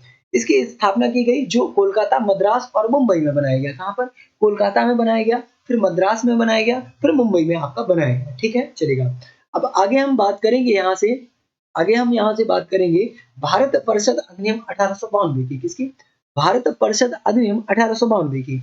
और जो भारत परिषद अधिनियम 1892 है, इसमें पहला पॉइंट आपका दिया गया है, इसके माध्यम से केंद्रीय और प्रांतीय विधान परिषदों में गैर सरकारी सदस्यों की संख्या को बढ़ा दिया गया। भाई आपके लोग बढ़ा दिए गए, यहाँ पर बहुत ज्यादा वर्कलोड होने लगा, जबकि बहुमत सरकारी सदस्यों का ही रहता था। मतलब जो इसके पहले से जो सरकारी सदस्य थे उन्हीं का डोमिनेंस रहता था, वही यहाँ पर कार्य करते थे, है ना। जो अंग्रेज थे प्रॉपर वे में, है ना, उन्हीं का डोमिनेंस रहता था। भारतीयों को रख तो लिया गया था, लेकिन उनकी कोई भी बात यहाँ पर नहीं मानी जाती थी। ठीक है, आगे। अब सदस्यों को आर्थिक नीति तथा बजट पर जो बहस करी जाती थी उसको करने की अनुमति प्राप्त हुई, परंतु मतदान का अधिकार नहीं था। भैया उस पर आप चर्चा कर सकते हैं लेकिन वोट नहीं कर सकते। पर यही है कि शादी कर ले आओ, बाद में पत्नी से आपको मिलने न दिया जाए, ये गलत बात है ना। यही चीज यहाँ पर करी गई, और निर्वाचन पद्धति का आरंभ कर दिया गया, यानी कि जो निर्वाचन पद्धति थी, है ना, इसका भी मतलब यहाँ से प्रारंभ किया गया। और प्रारंभ परिषदों के गैर सरकारी सदस्य, नगर पालिका, जिला बोर्ड, है ना, और विश्वविद्यालय एवं वाणिज्यिक जो मंडल होता था उसमें अप्रत्यक्ष रूप से निर्वाचित किए जाते थे, यानी कि इनडायरेक्ट मतों से ये भरे जाएंगे। डायरेक्ट नहीं किए जाएंगे, डायरेक्ट तो सीधी जनता चुनेगी, लेकिन इनडायरेक्ट मत भरे जाएंगे। तो इनडायरेक्ट से इनका चुनाव में, भाई उस समय हमें क्या पता, घपलेबाजी भी कर लेते होंगे अंग्रेज, क्या दिक्कत है भाई, उस समय देख रेख तो थी नहीं, है ना। चलो आगे की अगर हम बात करेंगे, तो आगे आप यहाँ पर पढ़ने वाले हैं 1909, 1909 का जो अधिनियम है ना, 1909 के अधिनियम को क्या कहा जाता है? सबसे पहली यही चीज है आपकी, तो 1909 के अधिनियम को यहाँ पर क्या कहा जाता है? ठीक है, चलेगा। इसकी हम यहाँ पर बात करेंगे, इसे मार्ले मिंटो सुधार भी कहा जाता है ना। इसे क्या कहा जाता है? इसे मार्ले मिंटो सुधार के नाम से भी इसे बचा जाना जाता है। ठीक है, ये पॉइंट आपका परीक्षा के लिहाज से थोड़ा सा इंपॉर्टेंट हो जाता है, आप एक सरसरी नजरों से इसको देख सकते हैं, है ना। कई सारे विद्यार्थियों का कभी कभी कमेंट आता है हमारे पास में कि गुरुजी इतना सब याद नहीं होता है। मैं आपको बता दूं यार बच्चा, देखो याद तो किसी को भी नहीं होता है, आपको इसको डेली रिवाइज करना होता है। आपने जैसे आज पढ़ा, इसको बाद में अगर आप पीडीएफ आपको इसकी मैं दे ही दूंगा, तो आप इसको जैसे दिन में 5 मिनट का समय निकाल करके एक बार पूरी पीडीएफ को सरसरी निगाहों से आप देख सकते हैं। ठीक है, तो देखने से तो क्या क्या कुछ नहीं हो जाता है ना। आप पर डे किसी को देखते हैं तो देखने देखने से ही बहुत सारी चीजें आगे बढ़ जाती हैं आपकी, है ना, जीवन की। तो यहाँ तो याद करने वाली चीजें हैं, तो ये भी आपकी आगे बढ़ेंगी, है ना। चलो हम यहाँ पर इसको थोड़ा सा इरेज कर दें, जो आपको समझाने में मैं फिर समझा पाऊँ सही से। ठीक है, इसी अधिनियम को मार्ले मिंटो, ये पहला पॉइंट आपका। सेकंड की अगर हम बात करेंगे, तो उस समय लॉर्ड मार्ले इंग्लैंड में भारत के राज्य सचिव थे। क्या थे? राज्य सचिव थे, तथा लॉर्ड मिंटो भारत में वायसराय हुआ करते थे उस समय। ठीक है, इसी अधिनियम के तहत पहली बार भारतीयों को वायसराय और गवर्नर की कार्य परिषद के साथ एसोसिएशन बनाने का प्रावधान किया गया। सत्येंद्र प्रसाद सिन्हा वायसराय की कार्यपालिका परिषद का प्रथम भारतीय सदस्य बनाए गए। ठीक है, तो 1909 मार्ली मिंटो सुधार के तहत सत्येंद्र प्रसाद सिन्हा को वायसराय की कार्यपालिका परिषद का प्रथम भारतीय सदस्य नियुक्त किया गया, जिन्हें विधि सदस्य बनाया गया था ना। ये थोड़ा सा जैसे आप सीजीएल की तैयारी कर रहे हैं, अब सीजीएल तो थोड़ा सा इसका मूड खराब होता है, तो कहीं से भी प्रश्न डाल देता है, तो आपके परीक्षा के लिहाज से ये इंपॉर्टेंट हो जाएगा। आप इसको अलग तरीके से कहीं ना कहीं मेंशन कर सकते हैं, है ना। पीडीएफ में अगर रखेंगे तो आप भूल सकते हैं इसको। चलिएगा, आगे है आपका केंद्रीय परिषद में सदस्यों की संख्या 16 से 60 हो गई थी। मतलब ये बढ़ाते गए, भाई पहले इन्होंने 4 बनाए, फिर 12 बनाए, फिर इसी तरीके से मतलब बढ़ाते गए, अब 15 बना लिए इन्होंने सदस्य। ठीक है, चलिएगा आगे 15 बने, मतलब इन्होंने 60 कर लिए। ठीक है, लास्ट में आते आते 60 कर लिए। जैसे अभी मोदी जी हैं, इनकी कैबिनेट में कितने सदस्य हैं, तो उसी हिसाब से यहाँ पर सदस्य हुआ करते थे, यानी कि विभाग को अलग अलग तरीके से कौन देखेगा और उनको सजेशन कौन देगा उसके लिए। इसी अधिनियम ने पृथक निर्वाचन के आधार पर मुस्लिमों के लिए सांप्रदायिक प्रतिनिधित्व का भी यानी कि प्रावधान यहाँ पर कर दिया गया था उस समय। ठीक है, चलिएगा आगे बढ़ते हैं। और आगे आपका पॉइंट यहाँ पर आने वाला है, इसी अधिनियम के तहत जो मुस्लिम सदस्यों का चुनाव मुस्लिम मतदाता ही कर सकते हैं। मतलब देखो, एक यहाँ पर एक अलग चीज आपको देखने को मिल रही है कि जो मुस्लिम मतलब प्रतिनिधि हैं, उनको सिर्फ और सिर्फ कौन चुन सकता है, मुसलमान ही चुन सकते हैं। ठीक है, ये आपका यहाँ पर कर दिया गया। तो ये कहीं ना कहीं मेरे मतलब मेरे पॉइंट ऑफ व्यू से कहीं ना कहीं गलत भी पॉइंट था, है ना। अब गलत तो सारे ही पॉइंट थे, क्योंकि भाई भारतीयों को कहीं मौका ही नहीं दिया जा रहा है, क्योंकि भारतीय कहीं बैठ ही नहीं रहे हैं, भारतीय के लिए कोई कानून ही अच्छे से नहीं बन पा रहा है। चलो आगे आप यहाँ पर देख सकते हैं, इस अधिनियम के द्वारा भारत में प्रादेशिक चुनाव हेतु व्यावसायिक और सांप्रदायिक प्रतिनिधित्व प्रणाली को अपना लिया गया था, और लॉर्ड मिंटो को सांप्रदायिक मतलब जो निर्वाचन था इसका जनक कहा गया। ये इंपॉर्टेंट है आपका कि लॉर्ड मिंटो को सांप्रदायिक निर्वाचन का जनक कहा गया। सांप्रदायिक इसको एक तौर पे इस तरीके से देख सकते हैं कि जो मुस्लिम सदस्य हैं उनको सिर्फ कौन चुन सकता है, मुस्लिम चुन सकते हैं। तो ये कहीं ना कहीं गलत है ना। चलो आगे आपका यहाँ पर पॉइंट मेंशन किया गया है, या आगे आपकी जो हेडिंग है ना, भारत शासन अधिनियम 1919। और जो भारत शासन अधिनियम 1919 है, इसे मॉन्टेग्यू चेम्सफोर्ड सुधार भी कहा जाता है। इसे क्या कहा जाता है, मॉन्टेग्यू चेम्सफोर्ड सुधार भी इसे कहा जाता है। ठीक है, चलिएगा आगे बढ़ेंगे, है ना।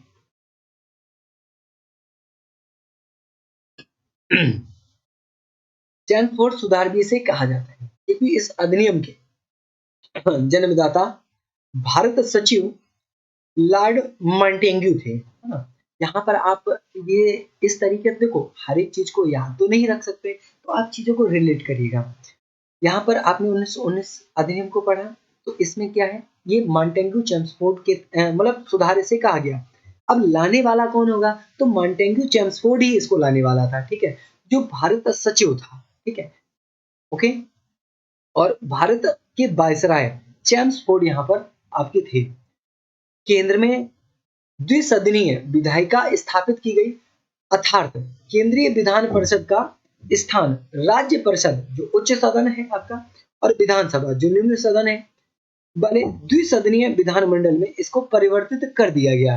भाई जो संविधान सभा जैसे निम्न सदन है, इसको कभी भी भंग किया जा सकता है। वर्तमान में जैसे आपका राज्यपाल इसे क्या कर सकते हैं, इसे टर्मिनेट कर सकते हैं, भंग कर सकते हैं। ठीक है, चलो आगे पॉइंट क्या है आपका, यह हम बात कर रहे हैं 1919 की, है ना, 1919 के अधिनियम की।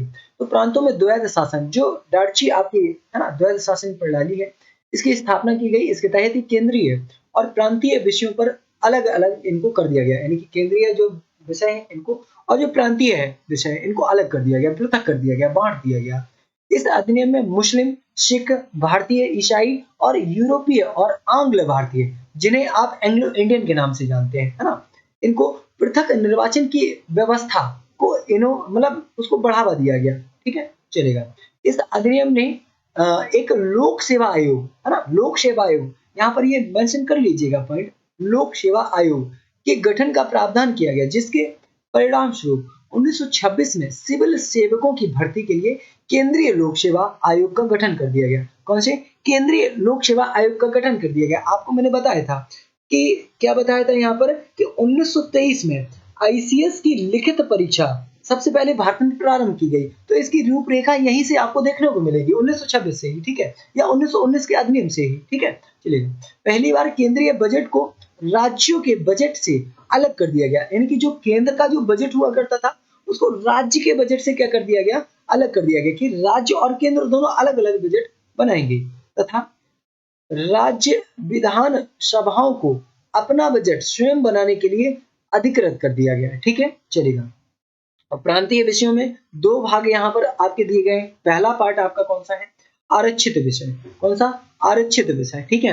आरक्षित विषय और आपका हस्तांतरित विषय, ठीक है। आरक्षित में कौन कौन है? जैसे राजस्व है, न्याय है, वित्त है, पुलिस है, ये सब आरक्षित विषय आपके या आरक्षित सब्जेक्ट में इनको शामिल किया जाएगा, ठीक है, चलेगा। और आगे की अगर हम बात करेंगे हस्त यानी कि हस्तांतरित विषय, तो इनमें आपका जैसे स्थानीय स्वशासन है, कौन सा है? यहाँ पर हम डैश लगा देते हैं, स्थानीय स्वशासन है। जैसे आपका एजुकेशन है, शिक्षा की अगर हम बात करें, एग्रीकल्चर की अगर हम बात करें यानी कि कृषि, और यहाँ पर कॉमा है ना, स्वास्थ्य की बात करें जो आपका हेल्थ होता है ना, इसकी बात करें तो ये सब सब मतलब अलग अलग इनको बांट दिया गया, ठीक है, चलिए। जैसे कि आप वर्तमान में देखते हैं जो आपका सूची का विषय है, जो आपका अनुसूची संख्या शेड्यूल संख्या 7 में दिया गया है ना, उनमें आपका बांटा गया है। उसी तरीके से यहाँ पर इनको चेंज कर दिया गया, बदल दिया गया, ठीक है। आगे देखिएगा, आरक्षित विषयों का शासन गवर्नर परिषद के सदस्यों की सलाह से मतलब करता था, यानी कि उनकी इनको सलाह लेना जरूरी था। और हस्तांतरित विषयों का शासन भारतीय मंत्रियों की सलाह से मतलब किया जाता था। इसके अंतर्गत वैधानिक आयोग के गठन का प्रावधान किया गया, जिसका कार्य अधिनियम लागू करना, यानी कि अधिनियम को लागू करना और 10 वर्षों बाद अपनी जांच करने की रिपोर्ट प्रस्तुत करना, है ना। ये उस्तुत तो नहीं है बच्चा, ये है आपका प्रस्तुत करना, है ना। मतलब कुल मिलाकर के उसका गठन करना और फिर 10 वर्ष बाद उसकी जांच, जो भी उसकी रिपोर्ट है उसको तैयार करके उसको दिखाना, है ना, प्रस्तुत करना। हम बात करेंगे अब साइमन कमीशन की, ठीक है, साइमन कमीशन की। और जो साइमन कमीशन है यह यहाँ पर क्यों आता है, किस कारण से आता है और कब लाया जाता है, इन सभी चीजों के बारे में चर्चा करने वाले हैं। तो सर जॉन साइमन, ठीक है, उसी के नाम पर आधारित है। इसकी अध्यक्षता में 7 सदस्यीय वैधानिक आयोग का गठन नवंबर 1927 में किया गया, है ना। और इसमें जितने भी सदस्य थे सारे के सारे अंग्रेज थे, किसी भी भारतीय को नहीं लिया गया। तो आपने देखा होगा कि साइमन गो बैक, है ना, इसके क्या लगाए गए थे, नारे लगाए गए थे, है ना, क्योंकि कोई भी भारतीय शामिल नहीं किया गया और आप भारतीयों के लिए ही लेकर के आ रहे हैं, तो कहीं ना कहीं गलत है, हाँ। तो इसके लिए यह यहाँ पर कार्य किया गया था, ठीक है, चलिएगा। और आगे हम बात करेंगे इसके विरोध में, जो साइमन गोबैक का नारा लगाया गया, इसी के विरोध में लाला लाजपत राय की मृत्यु भी हो गई थी बाद में, है ना, हमला कर दिया गया था, तो बाद में यहाँ पर इनकी मृत्यु भी हो गई थी। इसी आयोग का गठन भारत शासन अधिनियम 1919 के कार्यों की जांच करना था। भाई जो 1919 के जो कार्य थे उसकी जांच करने के लिए इसका गठन किया गया था, है ना। और 10 वर्षों वाला जो आपका प्रावधान दिया गया है, ये आपकी जो रिपोर्ट है इसकी भी चीजें यहाँ पर मेंशन करी गई हैं, ठीक है, चलिएगा आगे बढ़ेंगे, है ना, आगे बढ़ेंगे। और अधिकांश भारतीयों द्वारा इसका विरोध किया गया था, है ना। आयोग के वर्ष में 1930 में अपनी रिपोर्ट सरकार को सौंपी गई, जिसकी प्रमुख सिफारिशें निम्नलिखित है। अब कौन कौन सी सिफारिशें हैं ये यहाँ पर देखने का प्रयास करते हैं। तो पहली सिफारिश आपकी, प्रांतों में द्वैध शासन को समाप्त कर उन्हें स्वायत्ता प्रदान की गई, है ना, स्वायत्ता करना, स्वायत्ता प्रदान करना। और सेकंड इज आपका क्या है, राज्यों में सरकारों का विस्तार किया जाना, जो राज्यों में जो सरकारें बनी हुई थी उनको और भी ज्यादा विस्तृत किया जाना, है ना, उनको और भी ज्यादा उनको फैला देना। और सशक्त संघ की स्थापना करना, मतलब जो संघ रहेगा, जो केंद्र रहेगा, उसको बहुत ही ज्यादा मजबूत कर देना, है ना, जिस पर कोई हमला ना कर सके या जिस पर कोई और भी चीजें आगे ना बढ़ा सके। सांप्रदायिक निर्वाचन व्यवस्था को जारी रखा जाए। अगला पॉइंट क्या है आपका यहाँ पर, भारत शासन अधिनियम 1935। अब थोड़ा सा आप यानी कि वीडियो के अंत तक आप बढ़ रहे हैं और हम बात करेंगे अब 1935 भारत शासन अधिनियम की। किसकी? भारत शासन अधिनियम की, ठीक है। तो जो भारत शासन अधिनियम है आपका 1935 में लाया गया। आप सभी को भलीभांति भी पता है कि यहाँ पर जैसे जो हमने भारतीय संविधान का निर्माण किया है, इसमें टोटली आपके 250 अनुच्छेद, कितने? 250 अनुच्छेद अकेले ही भारत शासन अधिनियम से ले लिए गए हैं। और जब इनको अकेले ही यहाँ से ले लिया गया है, ठीक है। देखिएगा कहीं-कहीं बुक्स में आपको मिल जाएगा कि यहाँ पर 321, ठीक है। लेकिन कई भाषाओं में या कई पुस्तकों में आप यहाँ पर लिखा देखेंगे कि 250 अनुच्छेद आपके यहाँ से लिए गए हैं, ठीक है। और अगर अनुसूचियों की बात करेंगे तो यहाँ पर 10 आपकी अनुसूचियाँ यहाँ से ली गई हैं, ठीक है। तो आप एक तरीके से ये कह सकते हैं कि सबसे अधिक गहरा प्रभाव किस चीज़ का देखने को मिलता है, तो सबसे अधिक गहरा प्रभाव आपका भारत शासन अधिनियम को ही भारतीय संविधान में देखने को मिलता है, ठीक है। तो ये आप यहाँ पर देखेंगे, ठीक है। चलिएगा आगे देखते हैं। यहाँ पर पहला पॉइंट है आपका, यह अधिनियम भारत में पूर्ण उत्तरदायी सरकार के गठन में एक मील का पत्थर साबित हुआ। और यह लंबा और विस्तृत दस्तावेज था, बहुत ही लंबा था, बहुत ही इसमें कानून थे। इसमें धाराएं कुल बच्चे आपकी यहाँ पर 321 थी और अनुसूचियां 10 थी, है ना। अ, मैं क्षमा प्रार्थी हूँ बच्चा कि जो आपकी ये 321 है, 321 में से ही यहाँ पर 200 आपके 50 आपके यहाँ पर लिए गए हैं, ठीक है। 250 आपके लिए गए हैं, ठीक है। चलिएगा आगे बढ़ेंगे। तो प्रांतों में द्वैध शासन का अंत कर दिया गया। जो प्रांत थे वहां पर जो द्वैध शासन प्रणाली चल रही थी उनको समाप्त कर उत्तरदायी सरकार की स्थापना कर दी गई। केंद्र में द्वैध शासन प्रणाली समाप्त मतलब जो केंद्र में द्वैध शासन प्रणाली है इसको फिर से शुरू कर दिया गया, अर्थात संघीय विषयों का जो स्थानांतरित एवं आरक्षित विषय हैं इनको अलग अलग कर लिया गया या फिर इनको विषयों को बांट लिया गया। इंग्लैंड में भारत परिषद को समाप्त कर दिया गया जिसकी स्थापना 1858 में या 1858 के अधिनियम के तहत की गई थी। इस अधिनियम के तहत बच्चे संघीय सरकार की स्थापना की गई और इसके तहत 1937 में दिल्ली में एक संघीय न्यायालय की स्थापना की गई। इसके प्रथम मुख्य न्यायाधीश सर मॉरिस बियर थे, है ना। कौन थे? Sir Maurice Gwyer. तो ये परीक्षा के लिहाज से थोड़ा सा आपका इंपॉर्टेंट हो जाता है, इसको एक बार देखेंगे। 1937 में दिल्ली में एक संघीय न्यायालय जिसे आप फेडरल कोर्ट कहते हैं इसकी स्थापना कर दी गई। और जब इसकी स्थापना की गई तो इसके जो आपके न्यायाधीश थे सर मॉरिस बियर को आपका यहाँ पर नियुक्त किया गया या फिर बनाया गया सबसे पहले, ठीक है। चलिए केंद्र और प्रांतों में शक्तियों का विभाजन कर दिया गया और यहाँ पर केंद्र सूची में 59 विषय, राज्य सूची में 54 विषय और संवर्ती सूची में आपके कितने 36 यानी कि 36 विषय आपके दिए गए थे, ठीक है। और यहाँ पर आपको यहाँ पर प्रॉपर वे में अगर हम बात करें कि जो आरबीआई बैंक थी, रिजर्व बैंक ऑफ इंडिया, जिसका गठन आपका 1 अप्रैल 1935 में किया गया था। तो ये किस अधिनियम के तहत किया गया था? तो आरबीआई एक्ट 1934 के तहत इसका मतलब आपका गठन किया गया था। लेकिन अधिनियम अगर आपसे पूछ लेता है ना, तो ये आपका 1935 भारत शासन अधिनियम आपका यहाँ पर हो जाएगा, है ना। तो इस पॉइंट को भी आप यहाँ पर एक बार देखेंगे। अगर समिति की बात करेंगे तो यंग हिल्टन समिति आपकी यहाँ पर आ जाती है, ठीक है। कुल 5 करोड़ रुपया के साथ में इसकी स्थापना करी गई थी, जिसका आपका राष्ट्रीयकरण यानी कि सरकार के देख-रेख में ये आपकी कब आई या इसका आपका जिसे आप राष्ट्रीयकरण कहेंगे, तो ये 1 जनवरी 1949 को आपका किया गया था, ठीक है। चलिए इसमें 11 राज्यों में से 6 में द्विसदनीय व्यवस्था प्रारंभ की गई। बंगाल और यहाँ पर मुंबई, मद्रास, बिहार और संयुक्त प्रांत असम में द्विसदनीय व्यवस्था के अंतर्गत विधान परिषद और बच्चे विधान सभा का क्या कर दिया गया? गठन किया गया। इसी अधिनियम में दलितों, कौन? दलित जो लोग होते हैं और महिलाओं और जो मजदूर वर्ग, लेबर वर्ग है, इनको पहली बार निर्वाचन की व्यवस्था कर यानी कि जो निर्वाचन का जो सिस्टम है इसको सांप्रदायिक प्रतिनिधित्व प्रदान किया गया, है ना। लोक सेवा आयोग की स्थापना की गई बाद में। क्या? लोक सेवा आयोग। भाई ये जो लोक सेवा आयोग है ये किस लिए बच्चे आपका बनाया जाता है? लोक सेवा आयोग की अगर हम बात करें तो जो बच्चे आपका लोक सेवा आयोग है ना, इसमें केंद्र में संघ लोक सेवा आयोग और राज्यों में राज्य लोक सेवा आयोग का गठन किया गया। 2 या 2 से अधिक राज्यों के लिए संयुक्त सेवा आयोग बना दिया गया है यहाँ पर, ठीक है। चलिएगा आगे नेक्स्ट हम आगे बढ़ेंगे आपके लिए, ठीक है। तो जब आगे बढ़ेंगे तो 1937 की अगर बच्चा हम बात करेंगे तो यहाँ पर 1935 भारत शासन अधिनियम के तहत ही आपका जो म्यांमार था, है ना, म्यांमार है जिसे पहले बर्मा के नाम से जाना जाता था, है ना, इसको क्या कर दिया गया, इसको अलग कर दिया गया। क्या कर दिया गया, म्यांमार को अलग कर दिया गया। ठीक है, चलेगा। और भारत से जो म्यांमार की जो बाउंड्री साझा होती है ये आपकी 1643 किलोमीटर की बाउंड्री है, जिसमें से 4 भारतीय राज्य सीमा साझा करते हैं।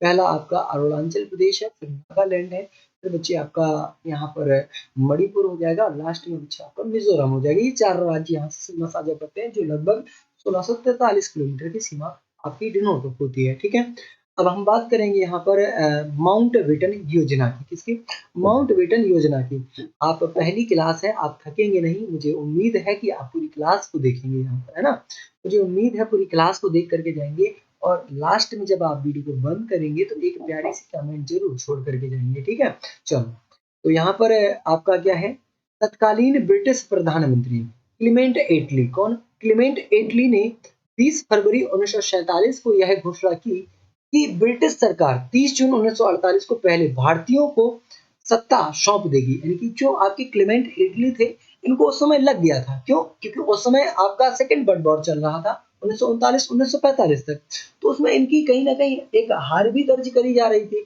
और इधर पे जो ये आपका क्रिप्स मिशन लेकर के आए थे, क्रिप्स मिशन लेकर के आए थे, इस मिशन को यानी कि असफल कर दिया गया था। ये इसलिए ही मिशन लाया गया था कि भारतीय जो सेना है इसको सेकेंड वर्ल्ड वॉर में धकेला जा सके, है ना। तो ये आपका यानी कि ये मिशन या ये इनका प्रयास असफल रहा था उस समय। चलिएगा आगे, हम अगर अगले पॉइंट की बात करेंगे तो लॉर्ड वेवेल की जगह लॉर्ड माउंटबेटन को वायसराय के रूप में नियुक्त कर दिया गया। भाई कुछ काम विफल होने लगे तो फिर यहाँ पर लॉर्ड माउंटबेटन को वायसराय बना दिया गया। ठीक है, और इसके बाद में 3 जून की डेट आती है, 3 जून 1947 को माउंटबेटन द्वारा प्रस्तुत योजना को माउंटबेटन योजना कहा जाता है। ठीक है, और इस योजना का जो मुख्य बिंदु है वो क्या क्या है, वो आप इस तरीके से यहाँ पर आप देख सकते हैं। पहले अगर मुख्य बिंदु की बच्चे हम बात करेंगे यहाँ पर, तो भारत का विभाजन इसका पहला पॉइंट है ना, और भारतीय संघ और पाकिस्तान में इस योजना के अनुसार कर दिया गया। ठीक है, पहला पॉइंट है। इसके बाद में आपका अगला पॉइंट क्या है कि संविधान सभा का निर्माण किया जाएगा, है ना, और संविधान सभा यानी कि 2 भागों में बांट दी जाएगी। भाई जब 2 चीजें बनेंगी तो 2 आपकी संविधान सभा बनाई जाएंगी। उसी तरीके से जो अपने अपने राज्यों के लिए संविधान तैयार करेंगे और दोनों राज्यों को डोमिनियन स्टेट, है ना, जैसे आप अधिराज्य का दर्जा प्रदान किया जाएगा, है ना, अधिराज्य का दर्जा प्रदान किया जाएगा। अगले पॉइंट्स को अगर हम देखें यहाँ पर, है ना, जो तीसरा पॉइंट आपका यहाँ पर मेंशन किया गया कि जो देशी रियासतें थी उनको यह स्वतंत्रता होगी कि वो अगर जैसे मुस्लिम बाहुल्य क्षेत्र है, यानी कि वो जहां भी जाना चाहें उनको स्वतंत्र कर दिया गया, उन्हें स्वतंत्र छोड़ दिया गया, जिसके साथ ही मतलब जाना चाहें वो जा सकती हैं। ठीक है, अपना स्वतंत्र, ठीक है, अपना स्वतंत्र अस्तित्व बनाए रखें। इस योजना का कांग्रेस और मुस्लिम लीग दोनों ने स्वीकार कर लिया। यानी कि उस समय की भारत में सबसे बड़ी पार्टी आपकी कांग्रेस पार्टी हुआ करती थी, और इसके बाद में आपकी जो मुस्लिम लीग पार्टी है जिसका हेड मोहम्मद अली जिन्ना हुआ करता था, और भारत में कांग्रेस पार्टी को लीड कर रहे थे उस समय यानी कि पंडित जवाहरलाल नेहरू। ठीक है, तो यहाँ पर इन दोनों लोगों ने इसको क्या कर लिया, एक्सेप्ट कर लिया कि हम मानने के लिए तैयार हैं।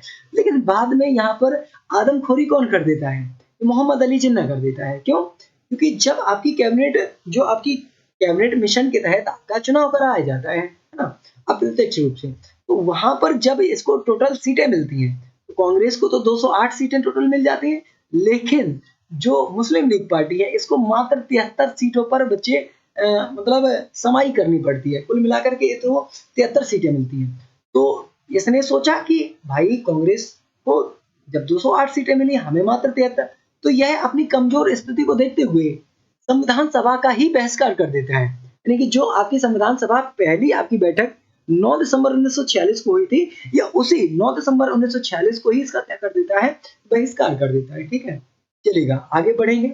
यहाँ पर भारतीय स्वतंत्रता अधिनियम 1947 की। अब वीडियो ये अंतिम चरण में आपका चल रहा है, तो आप देखते रहिए बच्चा इसको, है ना, और पसंद आए तो बच्चा लाइक जरूर करिए। और नहीं पसंद आए तो आप कमेंट सेक्शन में ज़रूर बताएँगे कि क्या कमियाँ रह गई, वो हम अगले वीडियो में सुधारने का भी प्रयास करेंगे। हाँ, चलेगा। आप सभी के सपोर्ट से ही हम और भी मेहनत करेंगे, ठीक है? तो यहाँ पर हम बात करेंगे 1947 भारतीय स्वतंत्रता अधिनियम की। तो माउंटबेटन योजना के अनुसार यह अधिनियम 4 जुलाई 1947 को ब्रिटिश संसद में प्रस्तुत किया गया, जो 18 जुलाई 1947 को क्या किया गया था, इसे एक्सेप्ट किया गया था, जिसे स्वीकार किया गया था, ठीक है?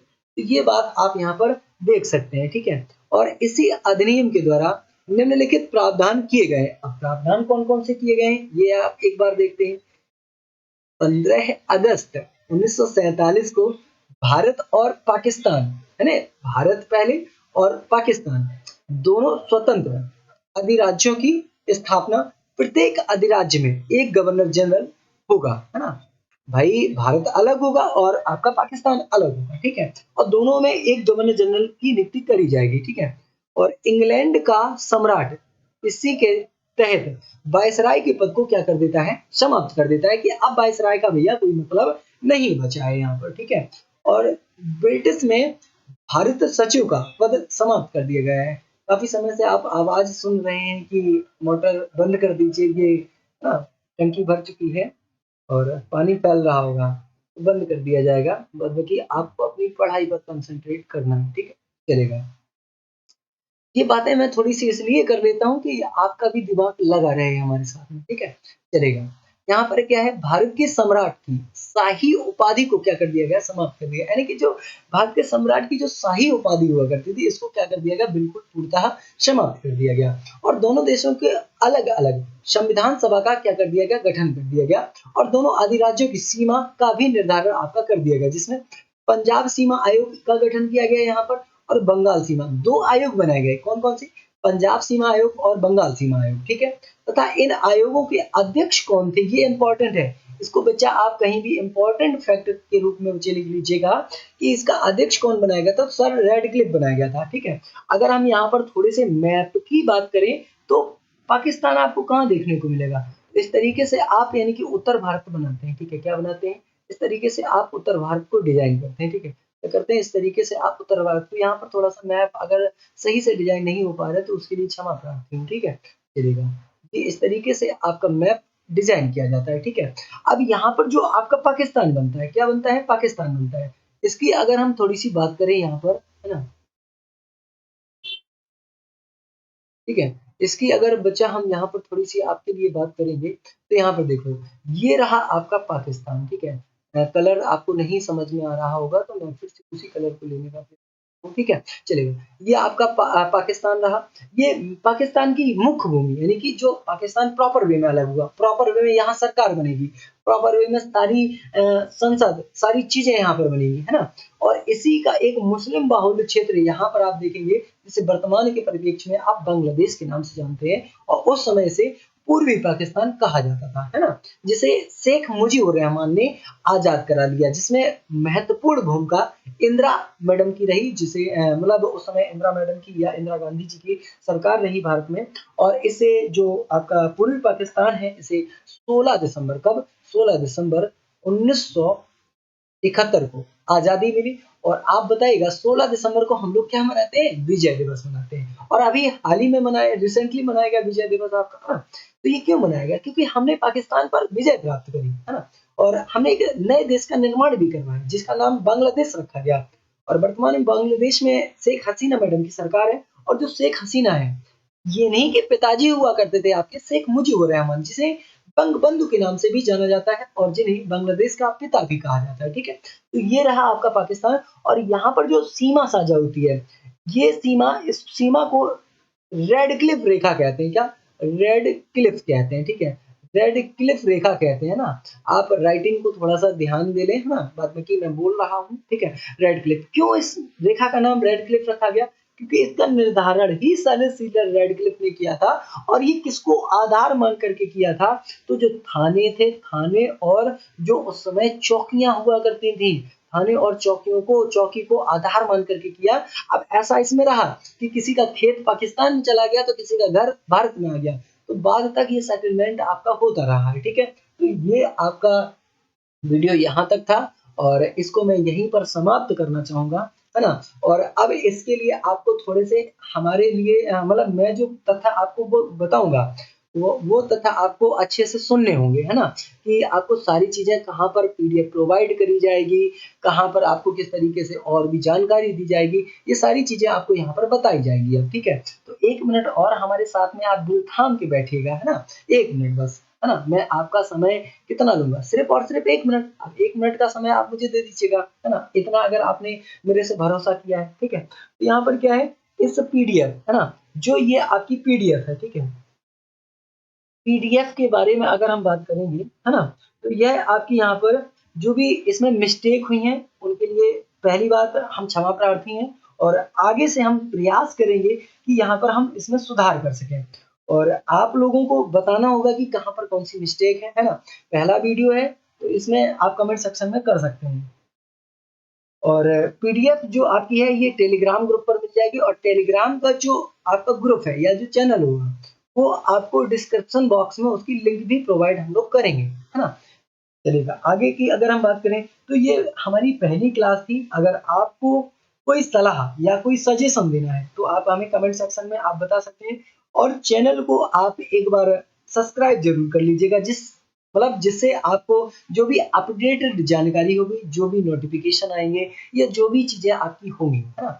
वो सबसे पहले आज से आपका ये जो चैनल है स्टडी फॉर रोज़गार, है ना? स्टडी फॉर रोज़गार, है ना? इसे आप शॉर्ट टर्म में क्या कहेंगे? आप यहाँ पर एसएफआर कहेंगे, है ना? स्टडी फॉर रोज़गार जो आपका चैनल होगा, ये सबसे पहले आपको जानकारी मुहैया कराएगा, है ना? सब्सक्राइब कर लीजिए और आप सभी प्यारे साथी इसको एक बार सपोर्ट ज़रूर करिएगा, है ना? और कंटेंट और जो आपका सिलेक्शन, है ना? सिलेक्शन की 100% गारंटी हम लोग लेकर के चलते हैं। सिलेक्शन की 100% गारंटी, कंटेंट आपका ऑथेंटिक होगा। ऑथेंटिक हमने इस पीडीएफ को बनाने में दिन रात मतलब पूरी रात बनाया है ना? कई समय से इसका कंटेंट पे काम चल रहा था, तब जाकर के आज ये पीपीटी हम लोगों ने तैयार करी है और आज सुबह हम इस सेशन को अपलोड करेंगे, है ना? चलिएगा। और वीडियो को आप थोड़ा-सा शेयर भी कर दें, है ना? जिससे हमारी टीम को एक हौसला मिलेगा, एक मोटिवेशन मिलेगा, एक जोश मिलेगा, एक जज़्बा मिलेगा, एक जुनून मिलेगा। इससे हम लोग और काम करने के लिए मोटिवेट हो जाएँगे, है ना? और कंटेंट की अगर हम बात करें, कंटेंट क्लास देने में हम मतलब पूरा प्रयास करेंगे, मेहनत करने का प्रयास करेंगे और आपको पता ही है कि इस तरीके की जो आपकी पीडीएफ है, यह पीडीएफ को आप यानी कि व्यवस्थित ढंग से प्रोवाइड कराने का हम यहाँ पर प्रयास करेंगे और काफ़ी मेहनत और यहाँ पर तन, मन, धन तीनों चीज़ें कहते हैं ना, तो तीनों चीज़ें लगाई जाएँगी आप सभी के लिए। ठीक है दोस्तों? तो अब यहीं से मैं